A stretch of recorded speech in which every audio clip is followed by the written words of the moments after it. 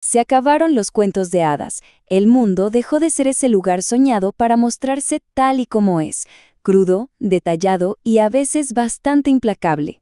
Hoy vamos a meternos de lleno a diseccionar el realismo, ese movimiento que básicamente decidió usar la literatura como un microscopio para analizar a la sociedad. Y es que, en serio, esta necesidad de mostrar la realidad sin filtros no es para nada nueva. Podríamos decir que este movimiento literario fue el que empezó con esto de exponerlo todo, pero con una pluma y un papel como únicas armas, imagínense. Entonces, ¿cómo es que llegamos a este punto? Bueno, todo empezó con un cambio de mentalidad, uno monumental, que estaba a punto de transformar el arte para siempre. Y aquí está la clave de todo. La literatura, digamos, dejó de mirarse el ombligo. Pasó de la introspección del romanticismo, que se centraba en las emociones y en el yo, a una visión mucho más panorámica.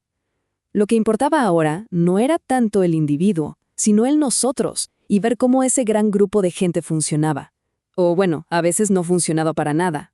Tres gigantes históricos empujaron este cambio. Por un lado, la revolución industrial. ¡Pum! Lo alteró todo. Las ciudades, las clases sociales. Luego, el positivismo, que llegó diciendo, a ver, menos sentimientos y más hechos comprobables. Y para rematar, llega Darwin con sus teorías, sugiriendo que el entorno y la herencia nos determinan. Así que claro, los escritores se contagiaron de todo este espíritu y se pusieron la bata de científico, por así decirlo. Y así, la novela realista encontró un propósito completamente nuevo. Ya no buscaba entretener con fantasías, para nada. Ahora buscaba diagnosticar las condiciones de la sociedad. Era literalmente como una radiografía que te mostraba las fracturas, las enfermedades, toda la estructura interna de las distintas clases sociales. Y, por supuesto, como todo gran movimiento, el realismo tuvo a sus titanes, así que vamos a conocer a los maestros que definieron este nuevo arte de observar y sobre todo de narrar la realidad. El primero de la lista, Stendhal. A él podríamos considerarlo un pionero, un valiente que se atrevió a meterse hasta la cocina de la mente de sus personajes para mostrarnos sus verdaderas motivaciones. Y sí, a menudo eran bastante oscuras.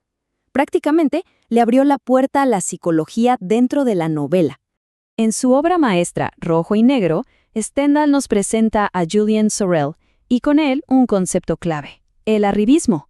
¿Y eso qué es? Pues esa ambición fría y calculadora por trepar socialmente sin importar el costo. Era el motor interno que movía a una sociedad en plena transformación. Ahora, si Stendhal se enfocó en la ambición interna, Gustave Flaubert fue el que perfeccionó la lente externa. Era un verdadero artesano de la palabra, un obsesivo de la objetividad. Buscaba la frase exacta para describir el mundo con una precisión casi de cirujano. Con Madame Bovary, Flaubert no solo armó un escándalo en la sociedad, sino que expuso esa brecha brutal entre los sueños de una persona y los límites que la realidad le imponía, sobre todo a las mujeres. Es el retrato de un alma que se ahoga en sus propias fantasías, y Flaubert lo narra con una frialdad que hasta duele. Y si Stendhal abrió la puerta a la psicología, Dostoyevsky la derribó y se fue a explorar los sótanos más profundos y oscuros de la mente. Llevó el análisis psicológico a otro nivel. Ya no se preguntaba solo qué hacen los personajes, sino por qué lo hacen, metiéndose de lleno en la culpa y la moralidad. En Crimen y Castigo nos lanza una pregunta moral devastadora a través de Raskolnikov. ¿Se puede justificar un crimen si es por un bien mayor? Toda la novela es un viaje febril por la justificación, la locura y la redención. Es una exploración brutal de los límites de la conciencia humana. Y finalmente, si los otros autores usaban un microscopio para ver al individuo, Tolstói usaba un microscopio y un telescopio al mismo tiempo. Llevó el realismo a una escala épica, creando murales gigantescos y súper detallados de la vida en Rusia. Miren, Ana Karenina es muchísimo más que una simple historia de amor.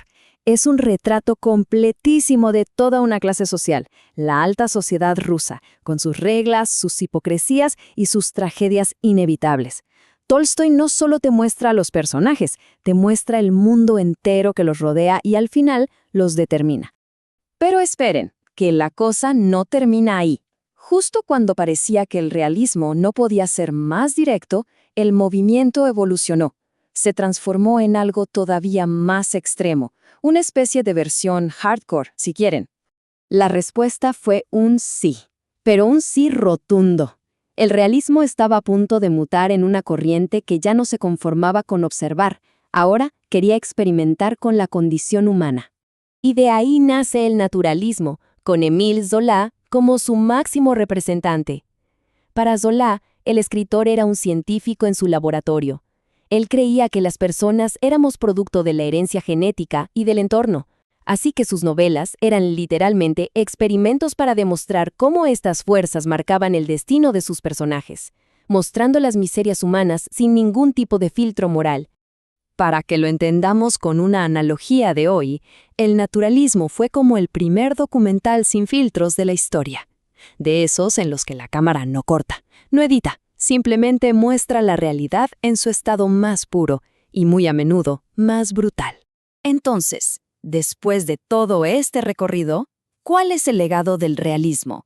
¿Qué mensaje nos deja esta corriente que se atrevió a mirar donde otros preferían voltear la cara? Y ese es, para mí, el punto crucial. El realismo nos dejó una lección que es fundamental. La crítica y la transformación solo son posibles si primero observamos la realidad con honestidad y con valentía. No se puede arreglar lo que se elige ignorar.